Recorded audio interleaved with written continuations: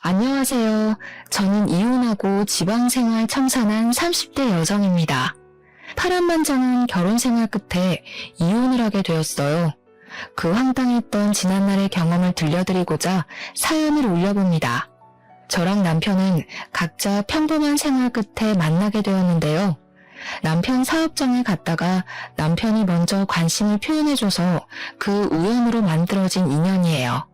결혼하기까지 반대 없이 진행이 되었고 결혼하고 나서도 늘 그래왔던 것처럼 평범하게 살았습니다. 그런 저희 가정에 특별한 일이 찾아왔는데요. 제가 결혼할 땐 시부가 혼자였거든요. 근데 제가 결혼하고 한 5년 뒤쯤에 시부에게 좋은 사람이 생겼어요. 시부가 재혼을 하게 된 거죠. 시부는 워낙 집돌이라서 집에만 박혀있는 사람이었는데 재혼할 여자를 만나면서부터 외출도 많이 했고 좀 활기찬 분위기로 바뀌었습니다. 시부의 그 변화가 좋아서 저랑 남편은 시부의 재혼을 진심으로 축하해줬어요. 시부에게 배우자가 생겨서 노후가 덜 쓸쓸하겠다며 안심도 되더라고요. 시부가 재혼하면서 제겐 없던 시무가 생긴 셈이었습니다. 일단 새로운 시무는 돈이 좀 있는 사람이었어요. 그 덕에 시부가 재혼하기 전에는 작은 빌라에 살았는데 재혼하고 나선 바로 이사를 하였어요. 시무가 마련한 15억짜리 아파트 들어가게 된 거죠. 시무가 저희 식구 되자마자 끼친 영향력은 제법 강했어요. 시부의 살림이 나아졌을 뿐 아니라 저희 살림까지 도움을 주었습니다. 제 남편이 음식 사업하고 있는데 시무가 엄마 노릇하고 싶다면서 남편에게도 사업 자금을 두둑히 지원해준 거예요. 덕분에 남편은 사업장을 확장 및 성장시키는 데 큰 도움이 되었어요. 그 덕분에 남편은 시무를 금세 엄마로 인정했습니다. 시부도 시무를 자기 집안을 살린 구세주 같은 사람이라며 전적으로 신뢰했죠. 저도 처음엔 시무의 그런 통 큰 마음과 포부가 멋있어서 같은 여자로서 존경했습니다. 그리고 남편이 잘 되는 건 당연히 저한테도 좋은 일이니까 더할 나위 없이 시무에게 고마웠어요. 그런데 무언가 이상한 기운을 받았던 건 정말 자각하지 못하고 있을 무렵부터 느껴지기 시작했어요. 시무가 유난히 저만 차별하는 것 같은 느낌이 드는 겁니다. 이런 생각은 자칫 가정 분위기를 망칠 수 있는 위험한 생각인 줄 알아서 저만의 착각이라고 생각했어요. 하지만 시간이 지날수록 시무가 어느 시점에서 저를 차별적으로 대하는지가 다 느껴지더라고요. 그걸 어느 부분에서 가장 강하게 느꼈냐면 시부가 며느리인 저에게 잘해줄 때였어요. 시부는 제가 며느리로서 자기 홀로 지낼 때 많이 신경 써준 걸 알아서 늘 고마워하던 사람이었어요. 원래 우리 가족은 시무가 없을 때부터 잘 지냈거든요. 그래서 시부는 제게 하던 대로 했을 뿐인데 희한하게 시무가 들어오고 나서 점점 가족 분위기가 달라지는 것 같았어요. 우선 제가 시무랑 눈이 마주치면 시무가 저를 흘겨보듯 눈길을 보냈는데요. 남편이랑 시부와 마주치면 금세 사근사근 웃더라고요. 그리고 제가 인사를 하거나 먼저 말을 걸면 못 들은 척을 해요. 그러다가도 주변에 시부나 남편이 있으면 제게 친한 척 하였습니다. 오해이길 바랬지만 제가 눈치 없는 미성년자도 아니고 살 만큼 산 성인인데 그 정도는 저도 판단 내릴 수 있었죠. 그렇다고 제가 당장 뭘 할 수 있는 건 없었어요. 제 개인적인 직감 때문에 대놓고 시비 걸지 않는 시무에게 따질 수 없었습니다. 그렇게 몇 달을 같이 지냈을 무렵 남편이 갑자기 제게 당황스러운 말을 건넸는데요. 엄마가 너한테 서운한 게 많대. 대체 평소 엄마를 어떻게 대했길래 엄마가 너 만나는 걸 눈치 봐? 설마 텃세라도 부렸던 거야? 무슨 소리야. 내가 뭐하러 어머님한테 그런 짓을 해. 당신은 내가 그럴 사람으로 보였어?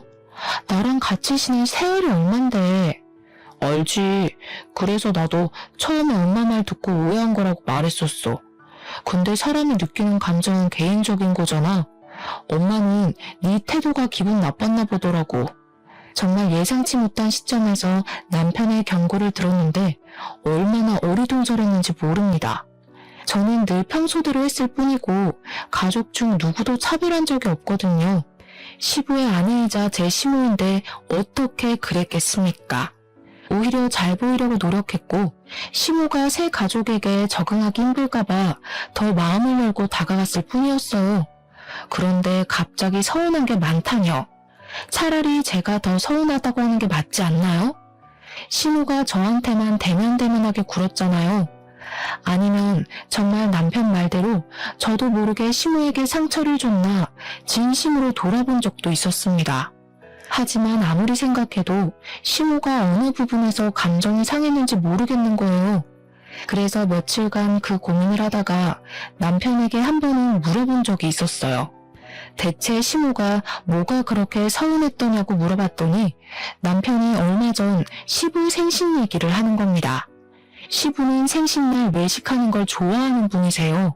그래서 저랑 남편이랑 시부 생신 한 달 전에 괜찮은 식당 예약을 해놓은 게 일상 중 하나였습니다. 사실 한 달 전에 예약하는 거면 가족 중에 누가 사정이 생길 수도 있다고 생각했어요. 하지만 저희는 시부는 생신을 챙기는 것에 의미를 두기 때문에 누가 참석하고 말고는 크게 신경 안 썼어요. 남편이 시간 안 되면 저랑 시부 단둘이서 식사를 했고 제가 시간 안 되면 남편이랑 시부 둘이 식사를 했었죠. 그게 저희 가족에서 암묵적인 룰 같은 거였어요. 그래서 시부가 재혼한 뒤 찾아온 생신 때에도 늘 하던 대로 한 달 전에 식당을 예약했습니다. 근데 시모가 갑자기 시부 생신 하루 전에 참석을 못할 것 같다고 하는 겁니다. 급한 일 때문에 급히 외국 출장을 가야 해서 어렵다 하더라고요. 그래서 시부 생신 하루 전날에 시부모님 둘이서 생신 축하를 미리 했다고 했어요. 그렇다고 저랑 남편이 시부 생신을 안 챙길 순 없는 노릇이었습니다. 시부모님 하루 전날 생신을 챙기게 됐다고 저희한테 언지를 준 것도 아니었어요. 이미 축하 자리를 다 가진 후에야 말씀하셨거든요. 그래서 예약된 식당을 취소도 못했습니다. 당일 취소하면 계약금을 다 날려야 했으니까요. 시모가 시간이 안 되면 남편이랑 저만 예정대로 시부 생신을 챙기면 되겠다고 생각했어요. 때문에 예약 취소는 안 했고 그 다음날 시모 없이 시부랑 당일 만나서 식사했었죠. 근데 시모가 그게 서운했다고 하는 겁니다. 남편이 들었던 시모의 말은 이랬어요. 시부의 배우자가 빠졌는데 어떻게 많은 가족들끼리만 모여서 식사를 할 수 있냐고 했다는 거예요. 그러면서 제가 자기 소외시키는 것 같았다 하대요? 소외라뇨. 말 같지도 않은 소리입니다. 저는 시모의 판단에 진심 당황스러웠어요. 남편은 저와 같이 했던 시간이 더 길기 때문에 제가 그런 일도 아니었다는 걸 이해해줬어요. 하지만 제게 한 번 더 조심스레 경고를 해주더라고요. 엄마가 마음이 여린 사람 같으니까 당신이 좀 더 신경 써줘. 아무래도 엄마가 우리 식구끼리만 똘똘 뭉쳐있다고 생각하는가 봐. 나랑 아빠는 같은 혈육이라 괜찮은데 어떻게 보면 당신은 생판 남인 거잖아. 그래서 엄마가 괜히 불편하게 느끼는 것 같아. 어렵겠지만 당신이 더 젊으니까 노력 좀 해주라. 너무 어이없었지만 그래도 이때까지는 남편 말대로 제가 더 노력하고자 마음먹었습니다. 저 하나로 인해 좋았던 가정 환경을 망치고 싶지도 않았고 또 제가 의도하지 않은 언행이나 표정으로 인해서 시모가 과민하게 받아들였을 수도 있다고 생각했거든요. 말했다시피 사람의 감정은 개인적이니까 제가 그러지 않았다고 상대방이 제 의도와 같은 감정을 느낄 거란 건 확신할 수 없는 일이잖아요. 차라리 제 실수가 있었기를 바라기도 했습니다. 그럼 시모와 오해를 풀고 잘 지냈을 테니까요. 하지만 그게 뜻대로 잘 안 되었어요. 시모의 당황스러운 태도는 제가 조심하고 신경 쓴다고 되는 게 아니란 걸 알았습니다. 어느 날 있었던 일인데요. 남편이 시모 덕분에 사업적으로 굉장히 승승장구했거든요.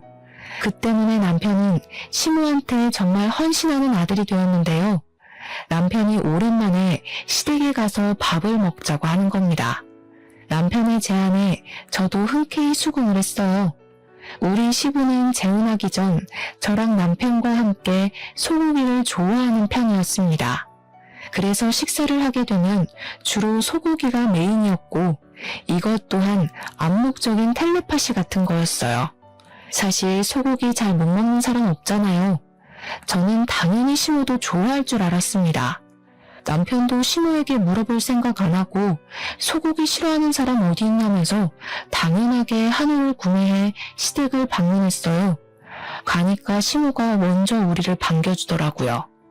시부랑 남편이 있어서 그런지 제게도 친절한 눈웃음을 보여줬습니다. 그때쯤엔 제가 시모의 이면적인 얼굴을 더 많이 봤던 때라 시모가 제게 웃어주는 것이 더 어색했을 때였죠. 저는 시부모님에게 인사드리고 바로 식사 준비를 시작했습니다. 그러자 시모가 또 보여주기 식으로 저를 돕기 위해 주방으로 들어오더라고요. 그리고 남편이랑 같이 장봐온 소고기를 막 들추더니 시부랑 남편한테까지 안 들리는 작은 목소리로 제게 말을 걸어왔어요. 어떻게 먹을 게 고기밖에 없다니? 지금 한우만 사온 거 맞지? 뭘 준비할 땐 어른한테 먼저 연락해서 허락을 받는 게 예인데 이것도 네 의견이야? 네? 저희는 평소 같이 밥 먹을 때 꼭 소고기를 먹었거든요. 남편도 어머님께서도 소고기 좋아하실 것 같다고 굳이 물어볼 필요 없다고 해서요. 소고기 안 좋아하세요? 남편이 그렇게 얘기를 해도 마누라 되는 사람이 한 번 더 시부모님한테 확인을 했어야지.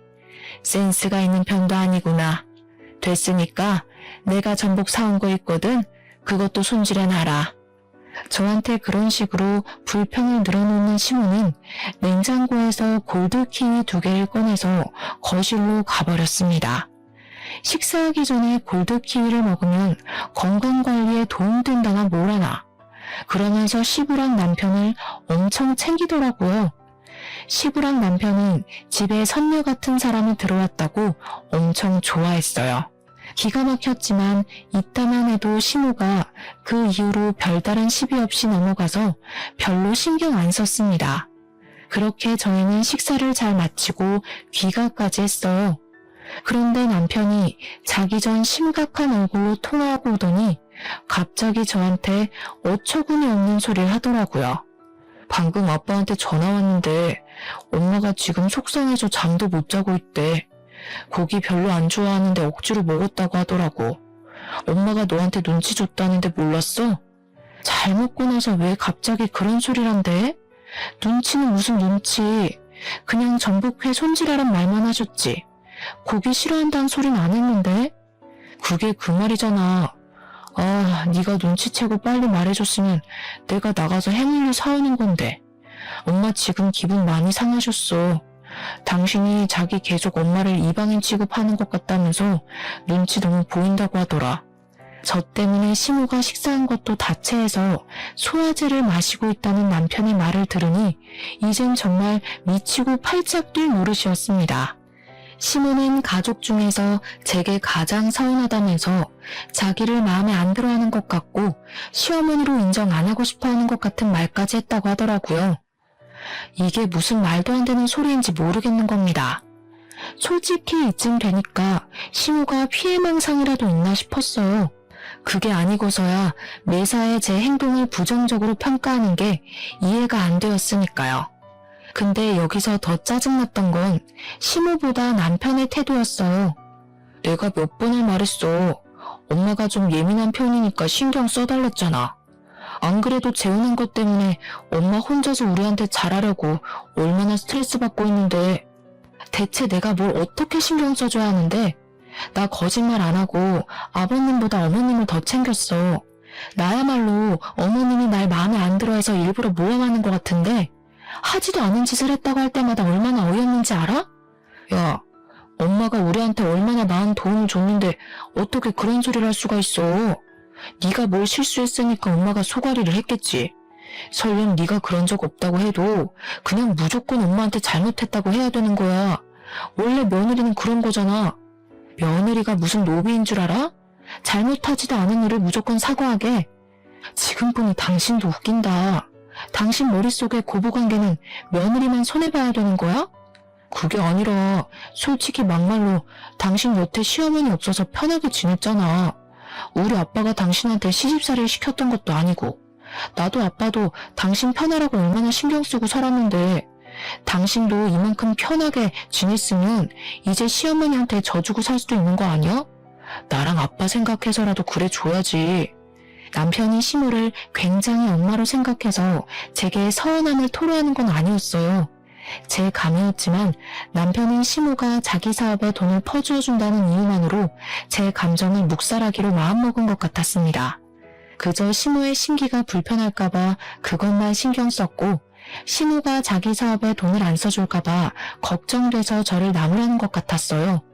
제 남편이 이런 무책임한 사람이 아닌데도 이렇게 막무가내로 참고 그냥 비위만 잘 맞추라 강요하는 것 보면 말이죠. 그 뒤로 저와 남편의 관계는 급속도로 냉각되었습니다. 제가 일방적으로 남편을 상종하지 않았기 때문이었어요. 남편과 대화를 하면 어쩔 수 없이 시모의 존재가 튀어나오기 마련이었고 그럼 저희는 사이 괜찮다가도 그날 하루를 통째로 망치게 되었으니까요.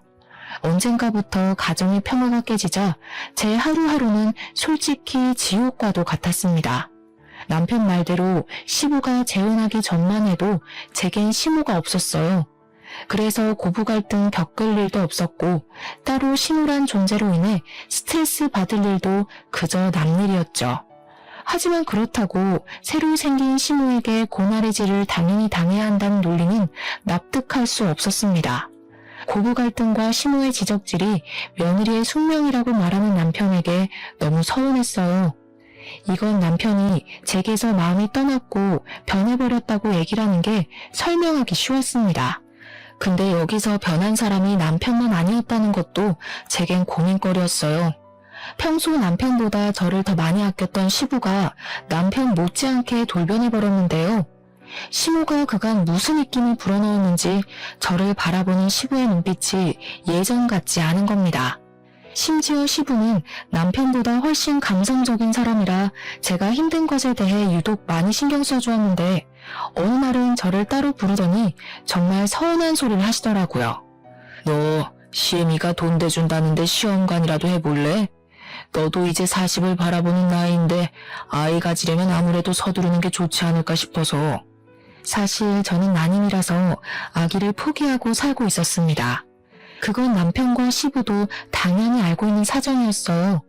솔직히 초반에는 제가 빚을 내서라도 아이를 가지려고 했었습니다.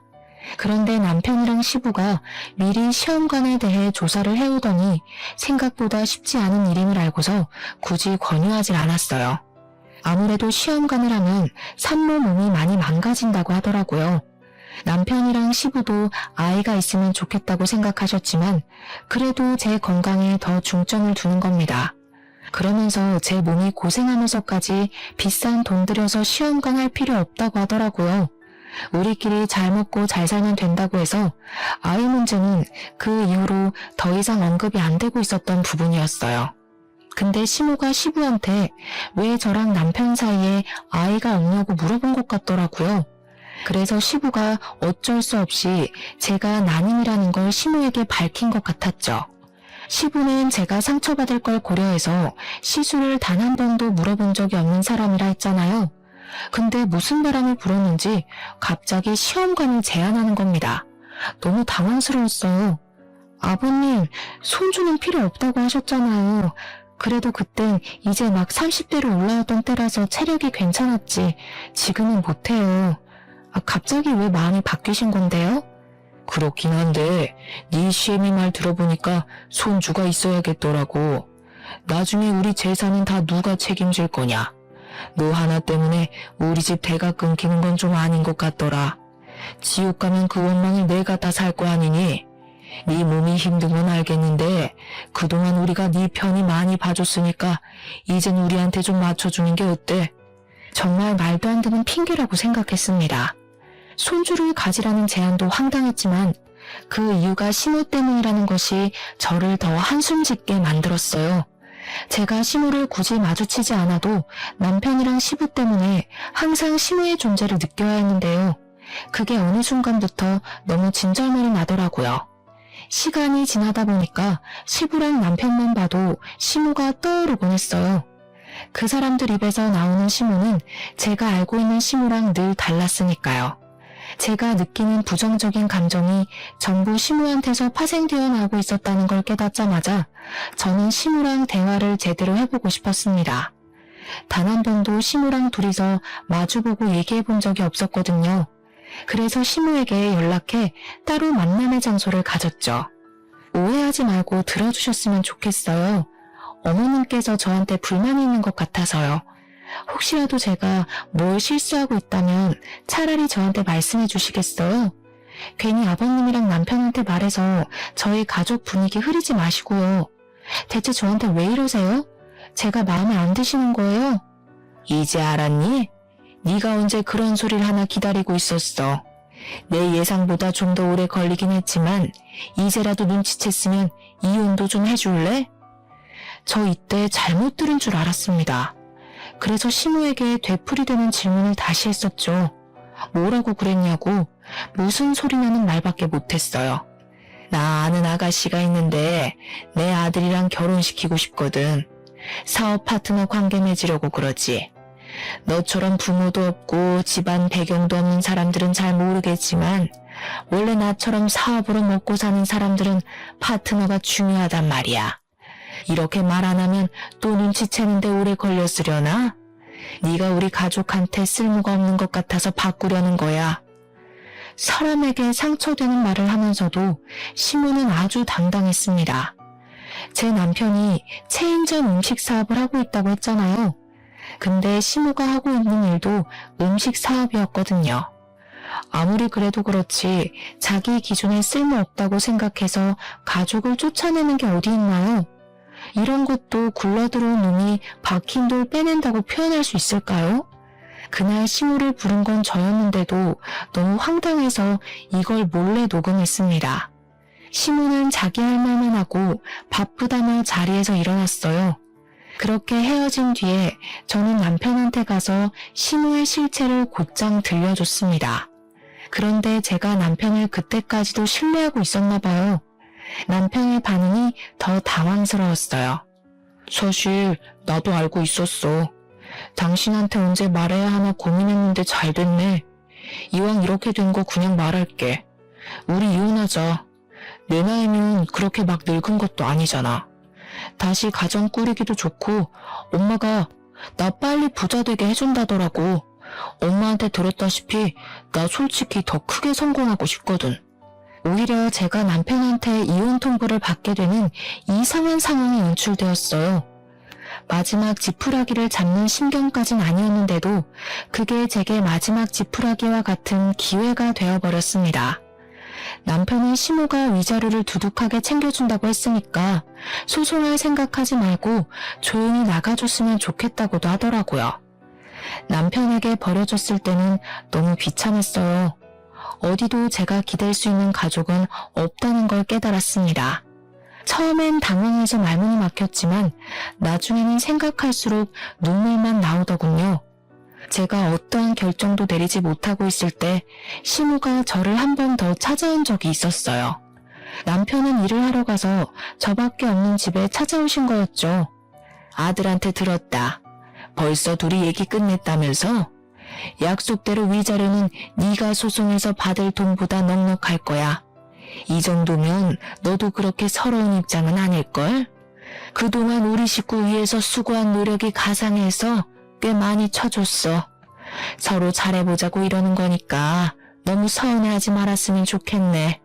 제 생각엔 처음부터 이럴 작정이었던 것 같은데 정말 그깟 사업 때문에 멀쩡한 식구를 내쫓으려는 거예요? 몇 번을 말해야 알아듣는 거니?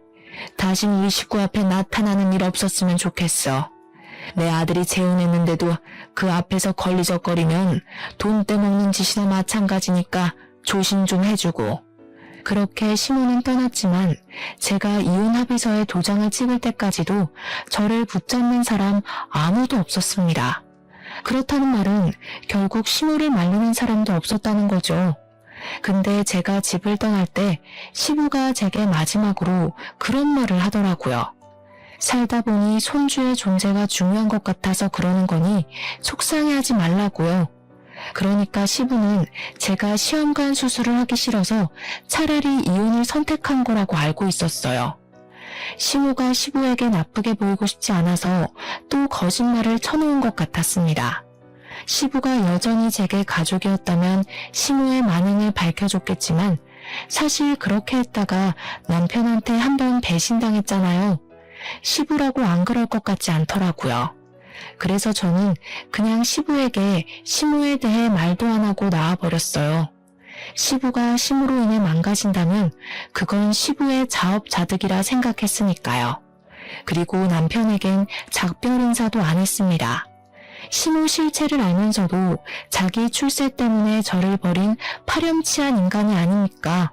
그 사람들이 얼마나 잘 먹고 잘 살지 모르겠지만 저도 이왕 이렇게 돼버린 거 깔끔하게 미련을 놓았어요. 당연히 아쉬운 부분도 있었죠. 그래도 그 잠깐 위태로웠다고 막상 빠져나오니까 살만하더라고요. 시모가 제게 준 돈은 진짜로 위자료 받았을 액수보다 많았습니다. 덕분에 새 삶을 꾸리는 데는 그리 생활고를 겪지 않아도 되었어요. 고작 돈에 흔들려서 저를 버린 사람들에게 오히려 제가 더 잘 먹고 잘 산다는 걸 보여주고 있었습니다. 그래서 저는 재산 분할로 얻은 돈까지 보태어 집을 구했고 어느 고등학교 앞에 분식집을 차렸죠. 이혼 조정 기간인 한 달 동안 분식집을 시작했는데요. 학생들 유입이 많은 곳이다 보니까 분식집 장사는 처음부터 대박기를 걸을 수 있었어요. 또 아이들이 친화력이 좋아서 저를 금세 이모라고 부르며 다가와 주더라고요. 그 재미로 살다 보니까 생각보다 이혼에 대한 아픔은 빨리 잊을 수 있었습니다. 그렇게 이혼 조정 기간이 끝나고 이제 정말 제 삶의 자유를 얻었다고 생각할 때쯤이었어요. 우연히 시모의 모습 발견하게 된 겁니다. 시모가 나타날 만한 곳은 아니라서 제가 잘못 본 건가도 했는데 분명 시모였어요. 시모를 보자마자 지나갔던 악몽이 떠오르더라고요. 시모는 고등학교에서 나오는 웬 학생을 아는 체 하고 있었습니다. 굉장히 친한 사이처럼 보였어요. 제가 결혼 생활하면서도 한 번도 본 적 없는 애라서 시모랑 무슨 관계인지 궁금했습니다. 아니나 다를까 그 아이가 분식을 먹고 싶다고 했는지 시모랑 고등학생 아이가 같이 제 식당으로 들어오는 겁니다. 저는 일단 급하게 모자를 눌러쓰고 마스크까지 하며 정체를 숨겼어요. 그래야만 시모와 그 아이의 관계를 엿들을 수 있을 것 같았거든요. 그렇게 주문 먼저 받았습니다. 그리고 최대한 그들의 대화를 엿들었죠. 그리고 저는 굉장히 충격받을 수밖에 없었어요.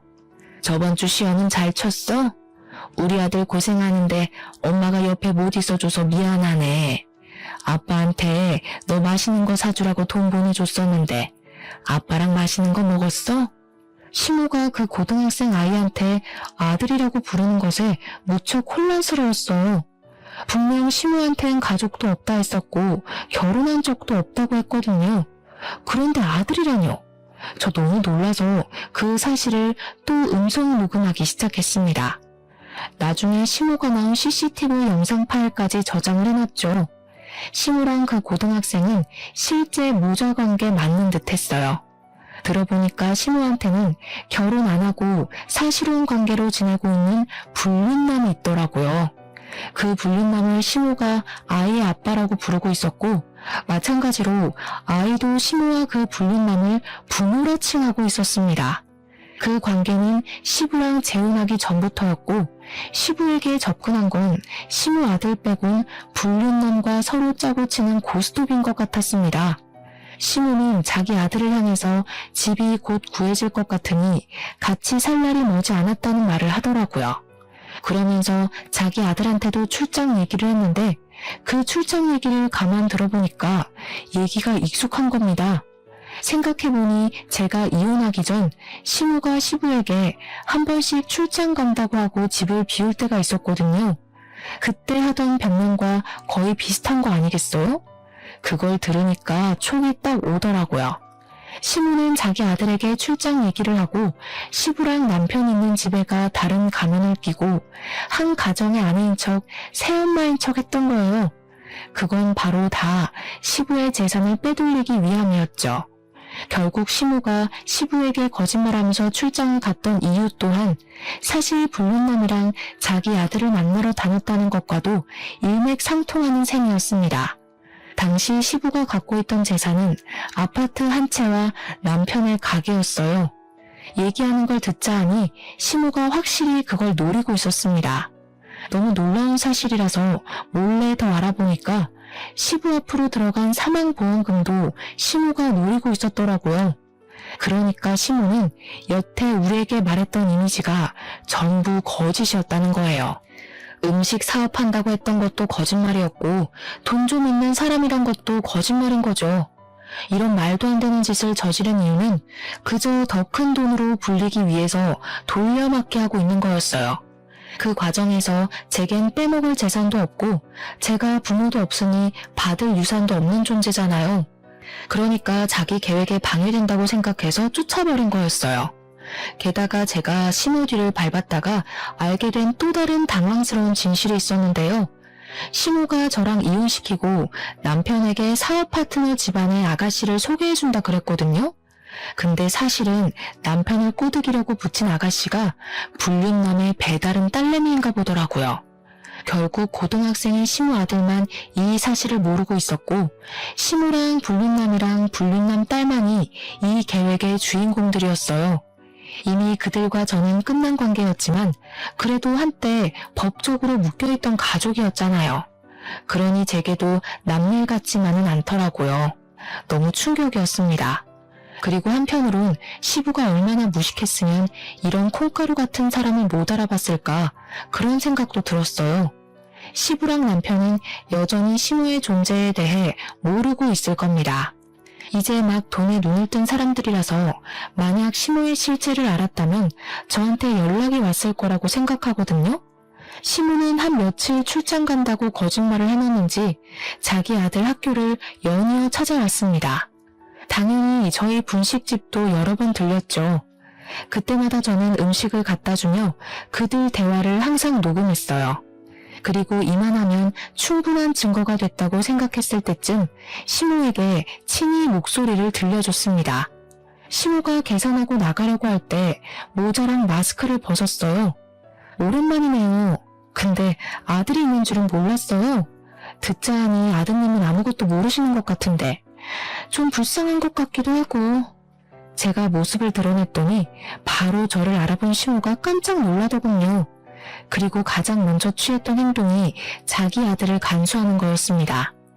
영문 모르던 시무 아들은 시무가 먼저 가라고 내보내는 바람에 자리를 떴어요. 그러고 나서 시무는 이전보다 훨씬 더 예민해진 상태로 저를 향해 눈을 부릅떴습니다. 교활하게 내가 들락날락한 줄 알면서도 이제야 정체 드러낸 이유가 뭐야? 내가 위자료 두둑하게 줬으니까 다신 우리 눈앞에 나타나지 말랬지. 이러라고 내가 그 큰 돈을 덜컥 내준 줄 알아? 뭘 착각하셨나 본데 제 발로 찾아온 건 그쪽이에요. 다짜고짜 아들까지 모시고 와서는 묻지도 않은 말 알아서 뱉으셨잖아요. 네가 진작에 정체 밝혔으면 내가 여길 안 찾아왔을 거 아니야. 대체 무슨 생각으로 숨기고 있었던 거야? 뭐, 날 협박이라도 하려고? 굉장히 무서우신가 봐요. 보아하니 아직 계획하고 계신 게 마무리 안 되신 것 같은데. 여기서 다 들통나면 어떻게 되는 건데요? 사실 저는 상관없는 입장이라 그쪽이 망하든 저쪽 식구들이 망하든 상관없거든요. 시무는 그제야 뒤늦게 자신의 실수를 깨달은 것 같았습니다.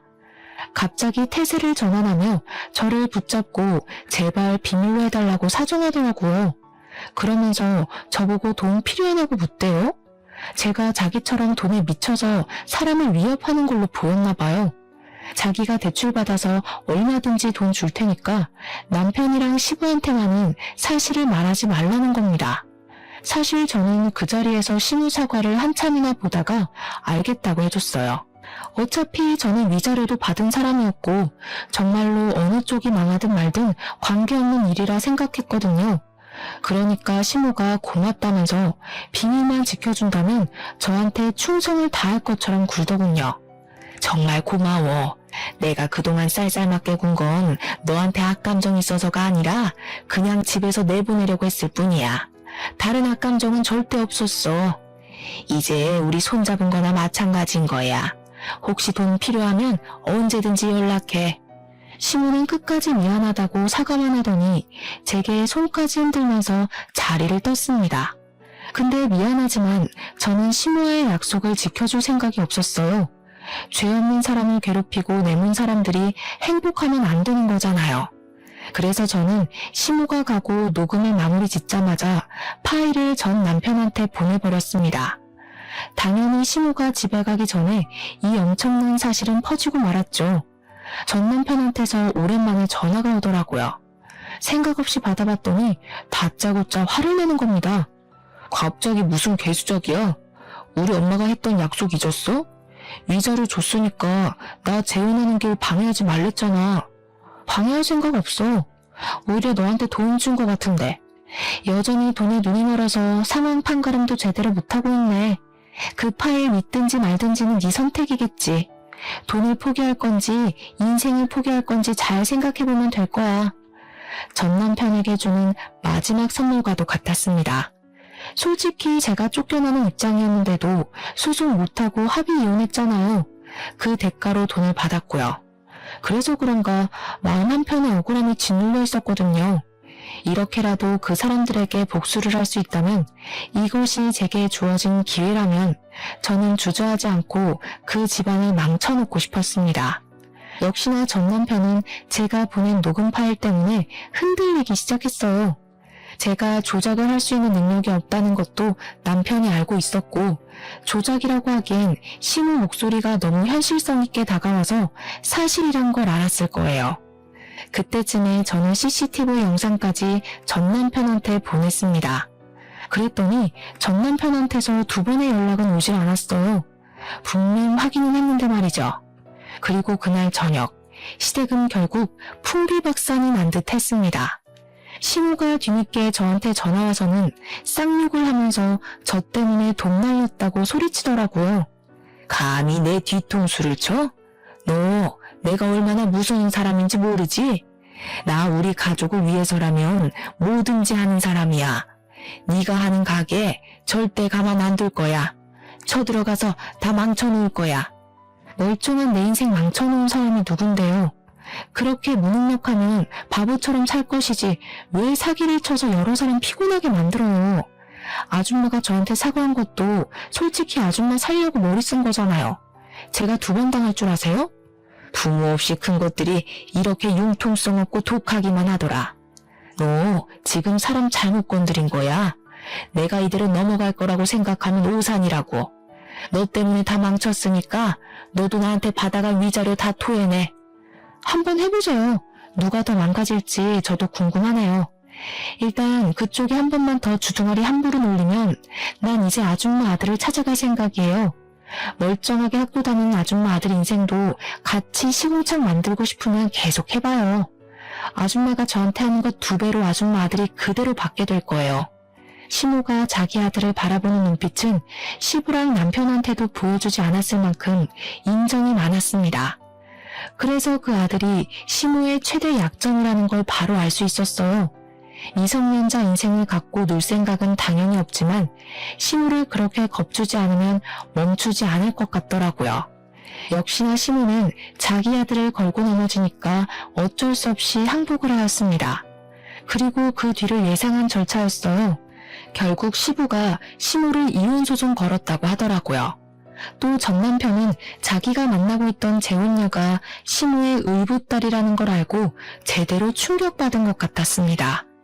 자기 아빠 재산 때문에 붙어 있었던 여자라고 하니까 약간 사람에 대한 깊이까지 생길 것 같았어요. 나중엔 저한테까지 연락이 오더라고요. 연락 와서는 미안했다고 다시 재결합할 수 없겠냐고 애걸하는 거 아니겠습니까? 당신 말대로 내가 진짜 돈에 눈이 멀었던 거야. 미안해. 내가 당신한테 얼마나 큰 실수를 했는지 감히 다 말할 수 없을 정도겠지만 앞으로 반성하면서 살게. 평생 당신한테 헌신하고 살 테니까 제발 다시 돌아오면 안 될까?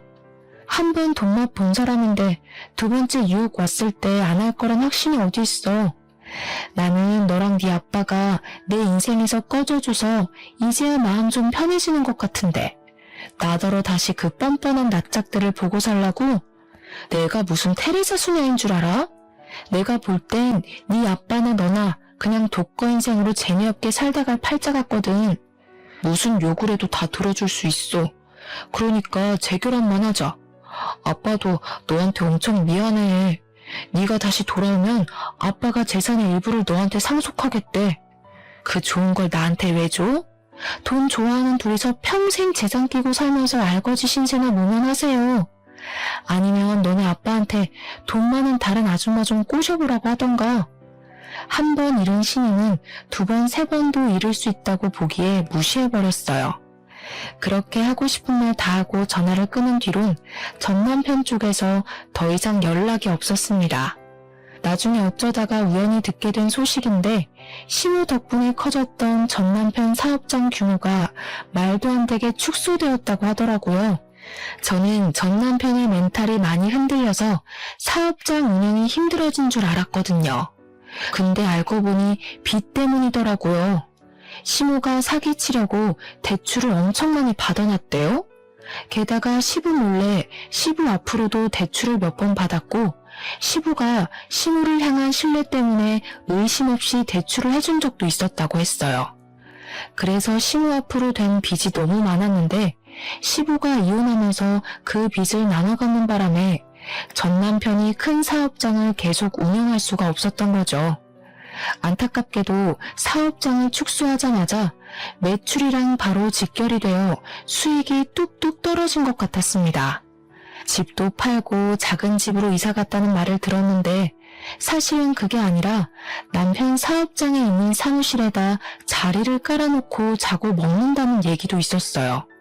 그 동네만 가도 주민들이 알아서 다 얘기를 해주니 그 사람들 소식은 딱히 궁금할 새가 없더군요. 뭐가 진실인지 몰라도 우선 어렵게 지내고 있는 건 맞는 듯 했어요. 잘 되었다고 생각합니다. 다른 사람의 인생을 함부로 대했다면 그만한 대가는 감안했어야 한다고 생각해요. 저도 그걸 전 남편과 시부, 시모를 보고 잘 배웠기 때문에 함부로 누구를 벼랑 끝에 내모는 짓은 하지 않을 겁니다. 그런 말도 있잖아요. 내가 대접받고 존중받으려면 내가 먼저 다른 사람을 그렇게 대해야 한다고요. 여러분들도 더불어 사는 사회에서 누군가를 짓밟고 내 인생을 일으켜 세우지는 마셨으면 좋겠어요. 그럼 여기까지 쓰도록 하겠습니다. 감사합니다.